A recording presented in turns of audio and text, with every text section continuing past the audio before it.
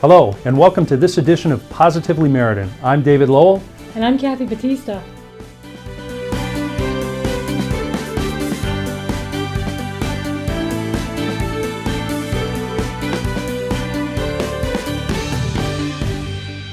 Hi, it's that time of year again. This is for you, David. Yes, it is. We endured a very long winter, and now we're all very happy that spring is here, and it's actually the theme of our first Spotlight section, isn't it, Kath? Yes, we're going to be talking about the Daffodil Festival this year. Such an exciting thing. Happy Daffodil Day!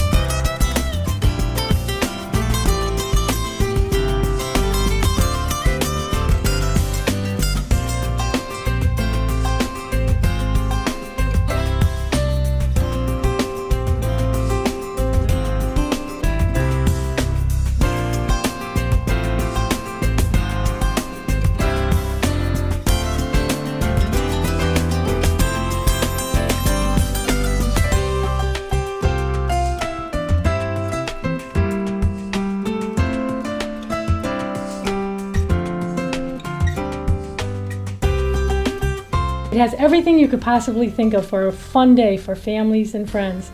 Food, music, clothes, vendors, everything. It's such a great time of the year in Meriden. That's true. It's really one of Meriden's signature events in our community. In our neighborhood section, we'll be talking about Community Health Center and their 5 and 10K road race with a couple of guests coming in that serve on the committee, and Jim Ironimo, the Executive Director of the United Way.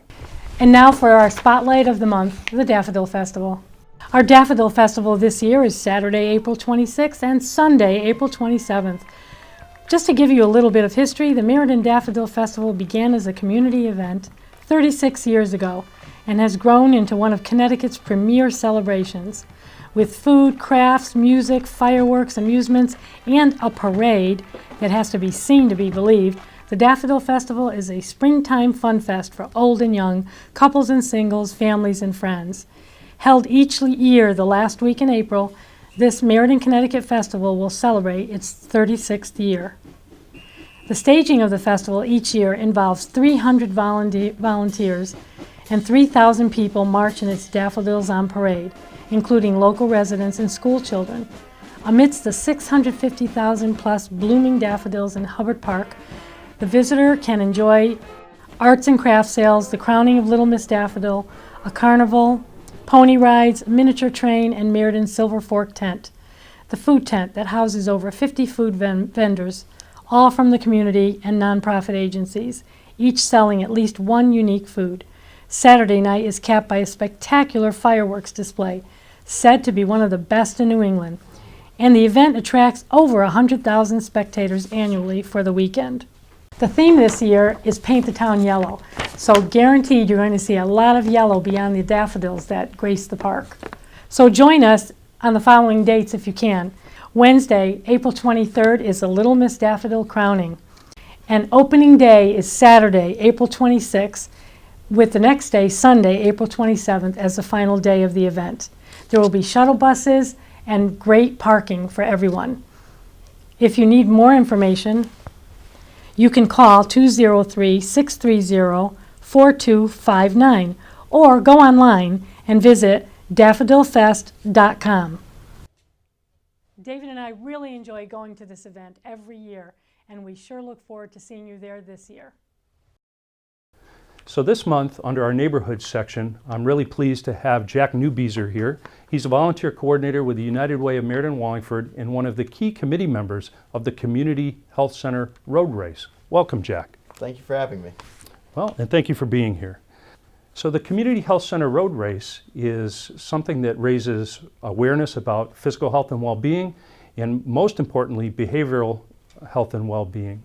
And this is a major fundraiser for that in our community. And why don't you tell us a little bit about behavioral health and why it's so important? Certainly. Mental health issues affect 1 in 4 Americans every year. And of those affected, 1 in 17 will actually experience a major mental health crisis, which will affect them for years to come in their life. 3/4 of all chronic mental health issues will begin before age 24, but often do not go treated until much later in life. Serious mental health issues end up costing Americans and business owners $193 billion each year in lost revenues. Those statistics definitely show why this is such an important issue, not to sweep under the carpet, but to talk about publicly, raise money for, and put things in our community that really help with behavioral health. Now, Jack, this is the second road race that Community Health Center has run and that you've been involved with. Yes. I understand the first one was very successful. Could you tell us a little bit about the first? Sure. It took place on May 11th, and despite having a small drizzle outside, 170 runners turned out to run the race. It was a great time, and we ended up raising just over $5,500 for the event. That's excellent. And that's a lot of great money that's gone back into our community that we'll hear about in a few minutes with our next guest. But this doesn't happen alone with Community Health Center, does it? No, it doesn't. We have a lot of partners in the Meriden area that help us out. Great. Why don't you share with us some of this year's partners that are helping make this possible? Certainly. In partnership with CHC is the Meriden Health Department, and then a lot of sponsors along with them, including Anthem Blue Cross and Blue Shield, the Mid-State Medical Center, Blue Trail Range, the Meriden Puerto Rican Festival Committee, Hunter's Ambulance Services, Web Solutions, ShopRite, Seatown, the Meriden Record Journal, and Ovation Benefits are a few of our sponsors this year. Great, and that shows certainly that a lot of hands make light work to run such a successful event. I'd like to thank you for the time that you put in at the United Way, and thank you for being such an integral part of this committee with Community Health Center to make this event so successful. So thanks again, Jack, for coming today and talking about the good work that you're doing on this event, the Community Health Center Road Race on May 3rd. We're going to hear more about it when we come back with Jim Ironimo, the Executive Director from the United Way of Meriden Wallingford.